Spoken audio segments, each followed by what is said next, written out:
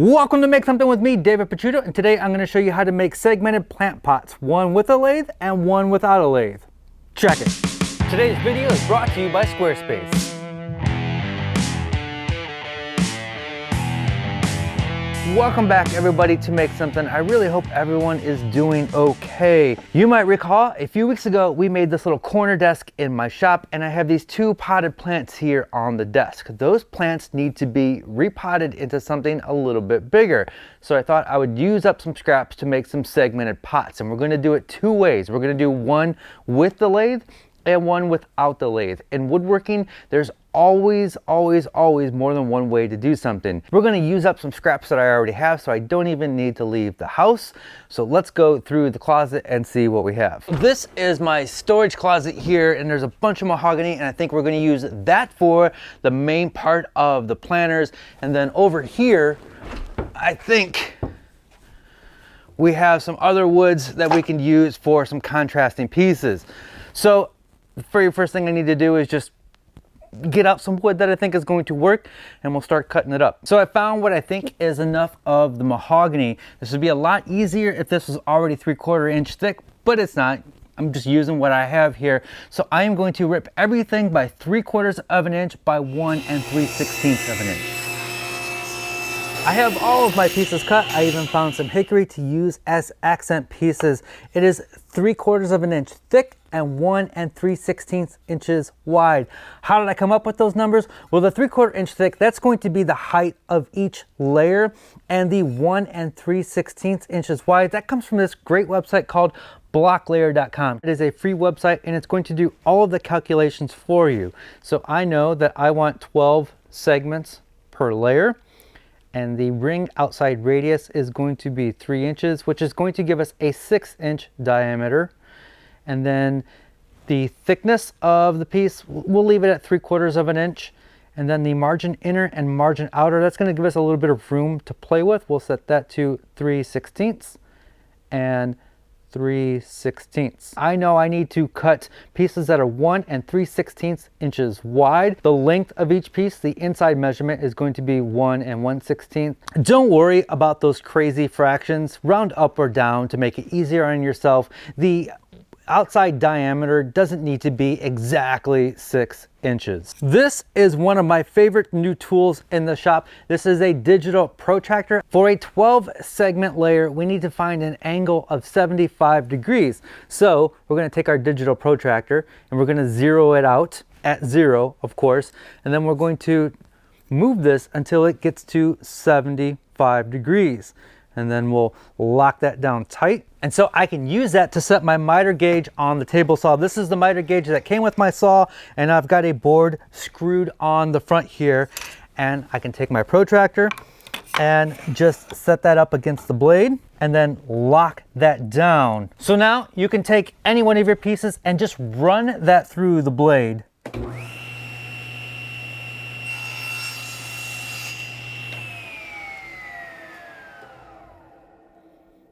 I'm gonna let that stop.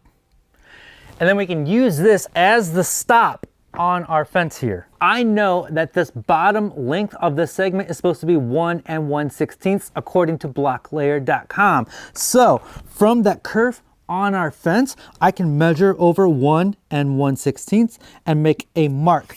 Now I can take that piece that we just cut off and use that as a stop. So you can clamp it to your fence or even glue it on there if this is a sacrificial fence. So now it's time to make all of our segments. You'll go ahead and make that first cut, and then you flip it over, you butt it up against the stop, you make another cut, and then you flip between each cut. Be sure to push past the blade so the loose pieces don't hit the blade and come back and fly and smack your face and do all kinds of stupid, dangerous stuff.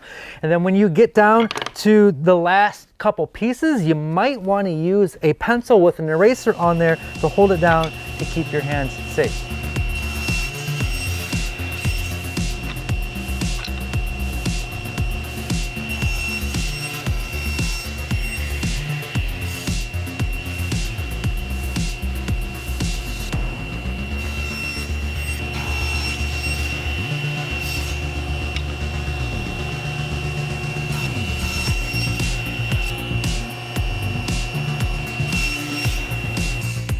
All right, so now it is time to glue up these segments.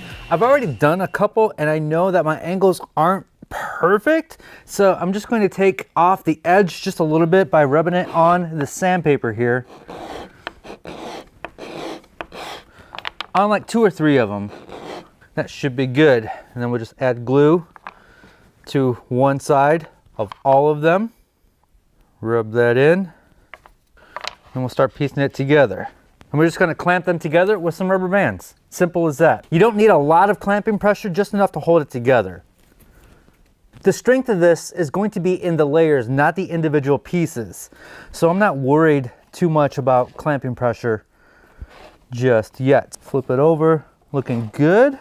So once all of your rings are dry, you need to sand a flat face. I have some adhesive back sandpaper on this piece of plywood where I can do one of these numbers. If you don't have adhesive back sandpaper, you can just take regular sandpaper and use some spray adhesive or some glue. Not all of them, but a few of them I'm going to resaw in half over here at the bandsaw. That's just going to give me a little bit more options with patterns and just playing with different designs when it comes time to glue it up. I have what I think is going to be my pattern. This one we're going to glue up and turn on the lathe. This is the non-lathe one, so we're going to set that aside for now. When you glue this up, you want to alternate the seams, so sort of like a little brick pattern. Like so. I also went ahead and cut this big chunk of mahogany over at the bandsaw. This is going to be the bottom. It definitely doesn't need to be this thick. It's just what I had on hand. Too much glue is not enough.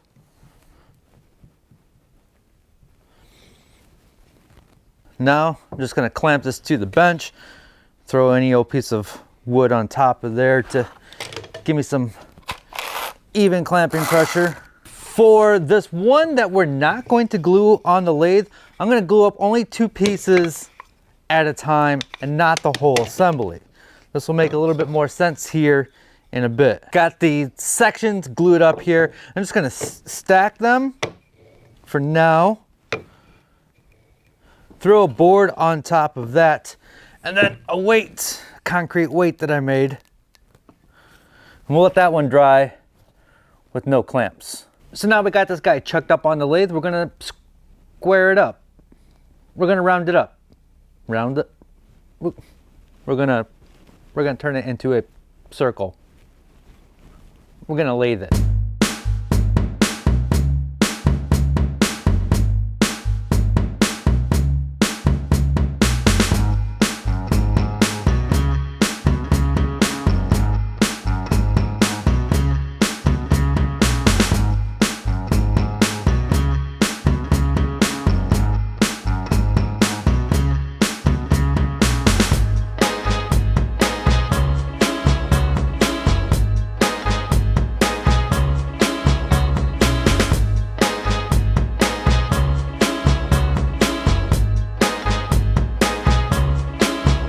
We are all done over on the lathe, and I even made this little plate here because eventually we're going to waterproof the inside and create some drainage on there, and it's going to need a thing to drain out onto.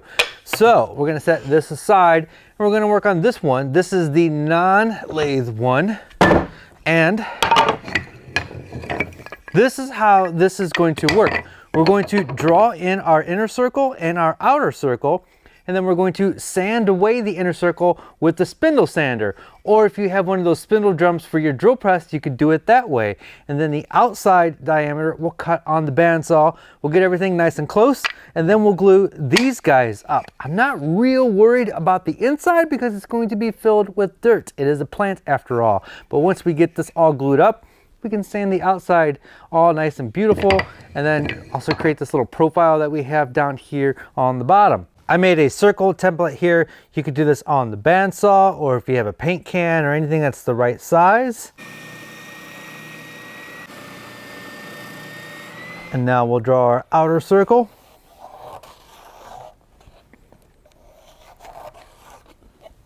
And cut that out on the band.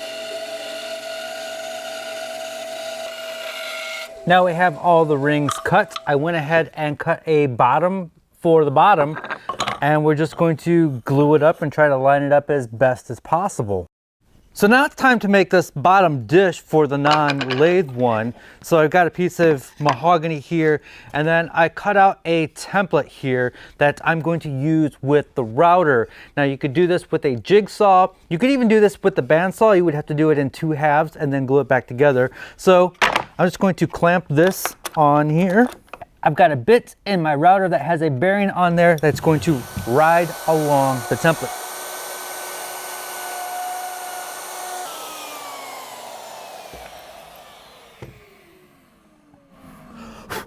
Check that out. So next thing we need to do is sand the outside. I'm not going to worry too much about the inside because that's going to be waterproofed and then it's going to be filled with dirt. So don't care about the inside, only care about the outside. It's going to be a lot of work, but you got to do what you got to do. So let's get into it. And while I'm sanding, I'd like to tell you about today's sponsor, and that is Squarespace. Individually, we are all brands. We all need a website. Woodworking can be a really expensive hobby. And one of the ways to offset some of those costs is to sell stuff that you make. And you need a website to do that, and Squarespace is the perfect place. Even if you sell through your local newspaper or Craigslist, you still need a website because you need a place to show people your work, to show what you can do and what you've made in the past. Squarespace is the perfect solution for you. Their templates are absolutely beautiful. You can bring in your social media feeds like Twitter and Instagram, and your site automatically updates with that stuff. Their image galleries are beautiful. Their templates are beautiful. It's easy to work with. All you got to do is you pick a template and you start populating your website. That's all you got to do. My website, makesomething.com, is a Squarespace site. And then I've got a podcast with Jimmy DeRusta and Bob Claggett, and that website is a Squarespace website as well. If you're a woodworker, if you're a human, if it's 2020, you need a website. And one more thing before we go. This is one of my favorite things about Squarespace is their email campaigns.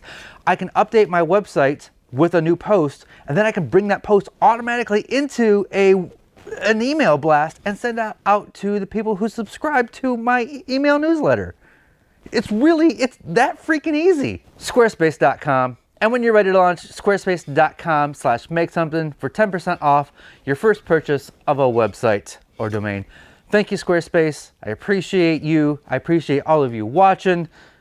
Let's finish these guys up. We are all done sanding. I went over to the router and I routed a little round over on the bottom of the dish and the plant pot.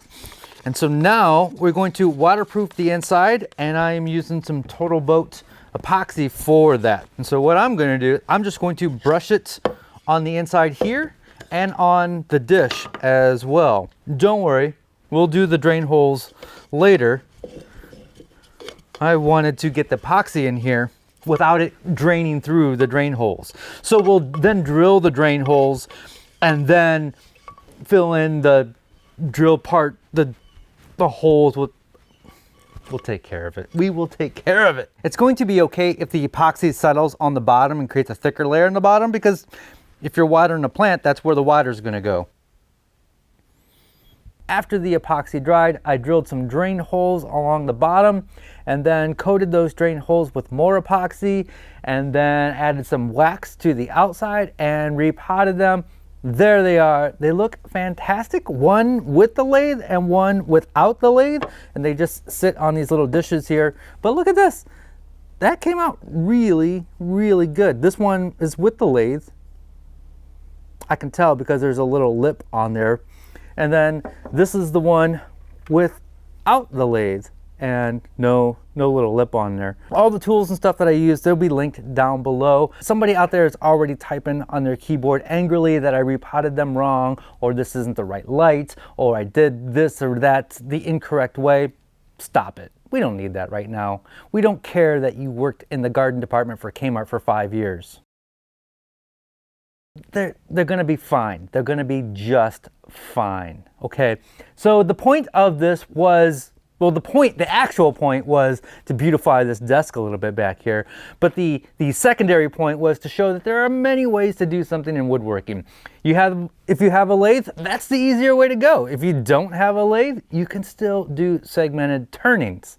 We just call them segmented sandings. So that is it. That wraps. Oh, check this out. My brother made this little, it's real dusty. But my brother turned this ball on the lathe and then made this little colored epoxy top and this little live edge base.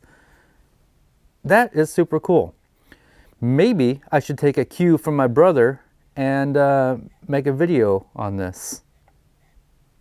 Thanks, Dan. There's two Dans in my life. There's Camera Dan, who is not allowed over here right now. Dan, I miss you. I really do.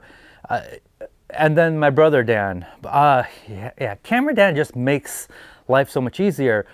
Filming woodworking projects increases the time it takes to make the projects probably by 4 times the amount. And so when Dan's here, I don't have to worry about camera and setup and things are in frame. He just does it all for me. So it's definitely easier and quicker when Dan is here, and I miss that. And plus, I appreciate his artistic input into the projects, the way they're filmed and all that. But we'll get back to normal eventually, and I hope everybody is doing okay. It's just it's a weird time. It's just